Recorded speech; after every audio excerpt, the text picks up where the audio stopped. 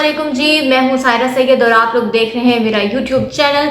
तो हुआ कुछ यूँ है, अभी हाल ही में मेरे ख्याल से 2 से 3 दिन पहले जी हम स्टाइल अवार्ड्स हुए, जो कि पहले लक्स स्टाइल अवार्ड्स होते थे बट नाउ दे आर हम स्टाइल अवार्ड्स। और उसमें तो पाकिस्तानी तो फल्ला जो फैशन की मदर सिस्टर करते ना, मतलब क्या ही कहने, मतलब इस कतर घटिया फैशन जो हम कहते ही नहीं फैशन। अच्छा, ये बैरून मुल्क होता है, लंदन में आई थिंक, इंग्लैंड में होता है मेट गाला। मेट गाला में जी इस तरह के कॉस्ट्यूम्स चलते हैं, ड्रेसिंग चलती है, मेकअप चलता है और वो इस तरह का मेकअप होता है कि बंदा, हर एक बंदा उसे देखता है। अभी वो भी इसी वीक में या आई थिंक लास्ट वीक में मेट गाला हुआ और लास्ट वीक में जी हम स्टाइल अवार्ड्स भी हो गया। और अब हुआ क्या कि वहाँ कुछ ऐसे ऐसे सेलिब्रिटीज कॉस्ट्यूम्स पहनकर आए थे, इस तरह की उनकी ड्रेसिंग थी जो बिल्कुल मतलब फैशन का तो वो एफ भी नहीं था। मतलब मैं यहाँ तक कहूँगी अजीबो गरीब फैशन सेंस है। मतलब लड़कियों के कपड़े लड़कों को पहनाए हुए हैं। मैं क्या कहूँ, आप लोग भी पिक्चर साइड पे देख रहे होंगे, आप लोग खुद समझ जाएंगे कि मतलब पता नहीं किस तरह का फैशन हमारे पाकिस्तान को कह दिया कि ये भाई ये दिस इज फैशन। मतलब मैंने बचपन में एक कोटेशन पढ़ी थी और उसमें लिखा था टेलर की mistake is called a fashion. तो मुझे लगता है टेलर की मिस्टेक है और खुद का भी कोई चाहे कि हम लड़कियों के जो कपड़े हैं वो जेबतन करें और इस तरह के। खैर, इसी में जो असिस्टेंट कमिश्नर सिंध हैं हाजिम बंगवार, ठीक है, वो भी इसमें शिरकत की, क्योंकि आप लोग जानते होंगे उनकी पर्सनालिटी थोड़ी वाइब्रेंट और इस तरह की है, ठीक है। तो वो सिंगर भी हैं, एक्टर, मॉडल, सब कुछ है, सॉन्ग राइटर भी हैं, बल्कि कंपोजर भी हैं, वो सिंगिंग भी करते हैं, मॉडलिंग भी करते हैं और बहुत ही मजे के दिलचस्प इंसान है। अगर उनसे कभी जिंदगी में मिलने का मौका मिले तो हुआ क्या जी, अब उन्होंने की कुछ इस किस्म की ड्रेसिंग। अब ड्रेसिंग उन्होंने कर ली और लोगों ने जी उन्हें तनकीद का निशाना बनाया। ठीक है भाई, वो उनका स्टाइल स्टेटमेंट है, अब मैं आप क्या कह सकते हैं, बट स्टिल लोगों ने उन्हें इंतहा का ट्रोल किया, क्रिटिसाइज किया और बहुत ज्यादा मतलब उनको बैकलैश जो है वो फेस करना पड़ा। अब हुआ क्या, सोने पे सुहागा, जो मतलब मैं कहती हूँ चलो एक आम आवाम है, उनकी एक मेंटेलिटी है और इस तरह के लोग होते हैं, हर कोई नहीं होता।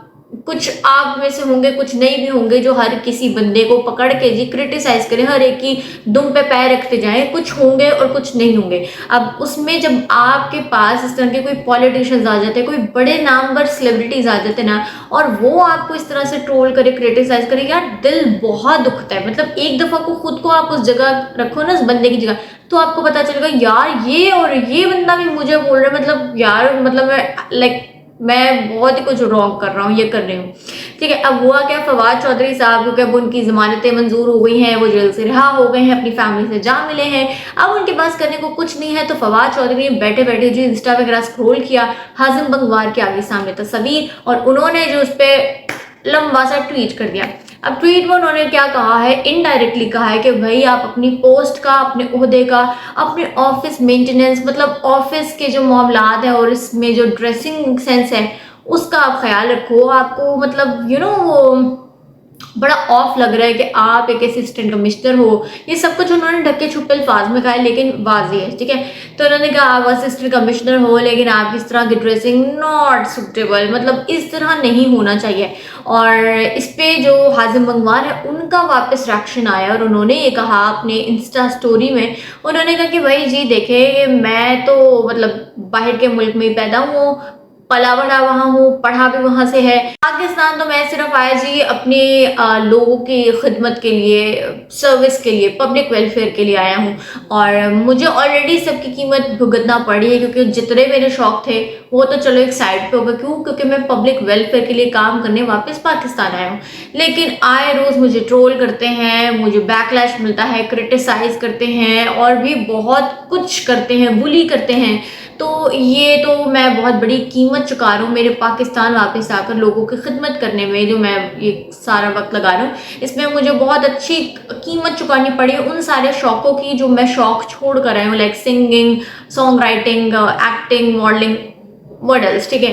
तो वो कह रहे जी मुझे तो मतलब कोई भूल ही गया कि मैं भी इंसान हूँ। खैर, बातें तो बहुत कर ली, खबर की डिटेल आपको बताती हूँ।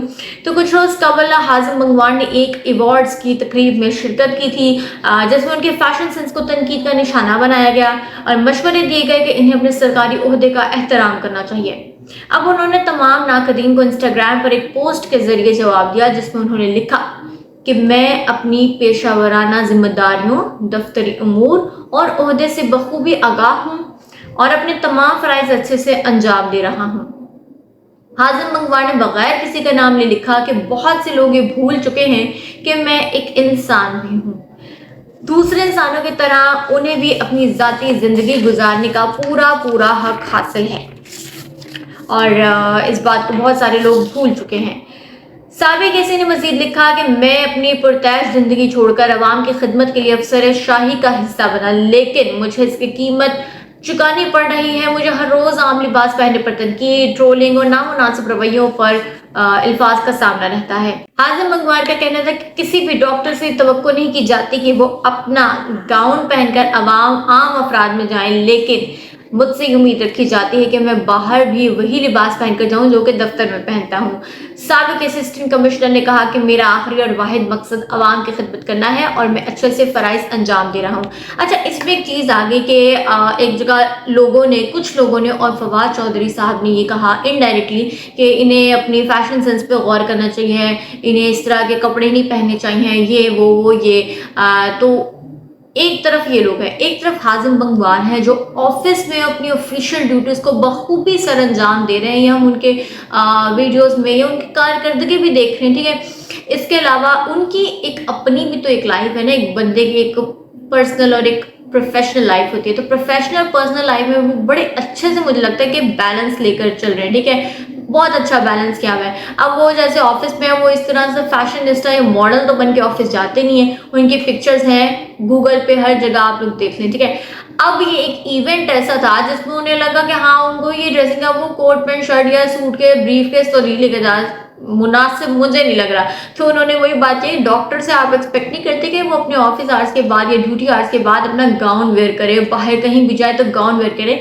लेकिन हाज़िम बंगवार से आप लोग ये डिमांड कर रहे हैं कि वो जैसे अपनी ऑफिस में रहते हैं, ऑफिशियल टाइप में रहते हैं, तो उसी तरह वो किसी इवेंट को भी अटेंड करें। भाई let him do the things, मतलब जो जिसकी मर्जी है उसको वो करने दें, हम लोगों का क्या मसला है। आज मुझे एक मेरी कलीग ने मैसेज किया और कहा कि देखो Hazim Bangwar is a public figure, ठीक है, पब्लिक फिगर है और वो जो कुछ भी करते हैं वो पब्लिकली सबको पता है। तो फिर अगर लोग उनको इस तरह से बैड कमेंटिंग कर रहे हैं, कुछ भी कर रहे हैं, तो वो उन्हें बर्दाश्त करना चाहिए, बजाय इसके कि वो पीछे मुड़ के लोगों को उनकी बातों का जवाब दे और बुरा मनाए और इस तरह से उस तरह से। मैंने कहा भाई आप बिल्कुल ठीक बात करें, मगर यहाँ ये आ जाता है कि हम लोग एक इंसान के इतना पीछे पड़ जाते, इतना पीछे पड़ जाते कि हमें उसकी माँ है, हमें उसके बाप है और हमने इसको बताना है कि इसने किस तरह से रहना है। उसकी अपनी ना कोई चॉइस है, ना कोई पर्सनल लाइफ है, ना कुछ और, ना उसका कोई शौक है, ना कुछ, और ना ही वो कोई इंसान है। बस हम ही हैं जो हम उसको समझाने लगे हैं, हमें अपना तो पता नहीं, अपनी गिरबान में तो हमने झांका नहीं। तो मैंने अपने उस कलीग को कहा कि भाई देखो आप बिल्कुल 100% सच बात कह रहे हो कि अब वो एक पब्लिक फिगर है और जब वो हर चीज़ को पब्लिकली अपने मतलब हर सोशल मीडिया प्लेटफॉर्म पर पब्लिकली अपलोड कर रहे हैं, चीज़ों को, वीडियो को बता रहे हैं, तो हम लोग उनके फैंस हैं या हम लोग उनको देख रहे हैं, हम उनके फॉलोअर्स हैं, वट जो भी आप कह लें, तो हम उनको क्रिटिसाइज कर सकते हैं, यहाँ तक आपकी बात ठीक है। लेकिन अब ये कह देना कि मतलब उनको वो यहाँ ये भी उसकी बात ठीक है मेरी कलीग की कि वो उन्होंने कहा कि बैकलैश आता है तो उसको भी फेस करो, ठीक है। लेकिन यहाँ मेरा कहने का मकसद बस ये है कि ठीक है हम लोगों को तनकीद करते हैं और हम अपने आप में मुसल्लत भी करना जानते हैं कि हमने इस बंदे पर यह चीज़ मुसल्लत करनी है कि हाज़िम बंगवार अपनी ड्रेसिंग ठीक करो। हम एज अ फैन या एज अ कमेंटेटर हम ये बस कह सकते हैं कि भाई हम आपको बहुत पसंद करते हैं और हमें आप पे ये चीज़ नहीं अच्छी लगी तो please try to change this. बस हम ये कह सकते हैं, हम उस किसी पे मुसल्लत नहीं कर सकते, उसे मेंटल टॉर्चर नहीं कर सकते कि आपने ये चीज़ बदलनी है क्योंकि आप हाज़िम बंगवार हो और आपके बहुत सारे फैंस हैं, मिलियन व्यूज़ आते हैं, तो आपने ये चीज़ करनी है। भाई अब देखो आमिर लियाकत मरहूम अल्लाह जन्नत बख्शे, वो फौत हो गए तो लोगों ने बहुत ज़्यादा अफसोस किया, मैंने लोगों को रोते हुए देखा है उनकी वफात पर। तो पहले आप लोग क्यों इतना क्रिटिसाइज करते हो? उनकी जो वीडियोस लीक हुई थी उस पर भी मैंने एक वीडियो बनाई है, आप लोग वो भी जरूर देखिएगा। उनकी जब वीडियोस लीक हुई थी तो हम लोगों ने सबने वायरल कर दी थी। मतलब वो वायरल कैसे होती है, जब एक से दूसरे तक शेयर होती है और इस तरह से आगे सो ऑन। तो हमने तब तो उन पे मतलब कोई मतलब हमदर्दी नहीं की कि नहीं हमें इस चीज़ को रोकना, ये बुराई है, मतलब उस बंदे का कसूर भी नहीं है, उसके बेडरूम की वीडियोस किसी ने छुप के बनाई है, उस बेचारे का खुद का क्या कसूर है। लेकिन जब तक आमिर लियाकत कि हमें सुनने को नहीं ना मिल गई इतनी बुरी खबर कि वो इंतकाल कर गए हैं, सुसाइड है क्या है, आज तक डिक्लेयर नहीं हो सका डिक्लेयर, ठीक है। तो तब हम लोग बाद में अफसोस करते हैं। तो पहले आप किसी इंसान को जिंदा जीने क्यों नहीं देते? आप उसके मर जाने का ही क्यों वेट करते हो कि हाँ ये मर जाएगा तो हम इसके बारे में कुछ दो कलमात अच्छे बोल लेंगे, अभी जिंदा तो हमें ये बर्दाश्त नहीं हो रहा। तो इसलिए लेट अदर्स लिव, मैं हमेशा कहती हूँ लेट अदर्स लिव, जियो और औरों को भी जीने दो। आप अपनी मर्जी से जिंदगी गुजारते हो नहीं गुजारते ये आपका मसला है, लेकिन किसी को तो उसकी मर्जी से अपनी जिंदगी गुजारने दो। तो आप लोगों को मेरा आज का ये व्लॉग कैसा लगा मुझे कमेंट सेक्शन में जरूर बताइएगा, आपका इस बारे में क्या ख्याल है। तो आपसे मुलाकात होगी इंशाल्लाह नेक्स्ट व्लॉग में, तो तब तक के लिए अल्लाह हाफिज।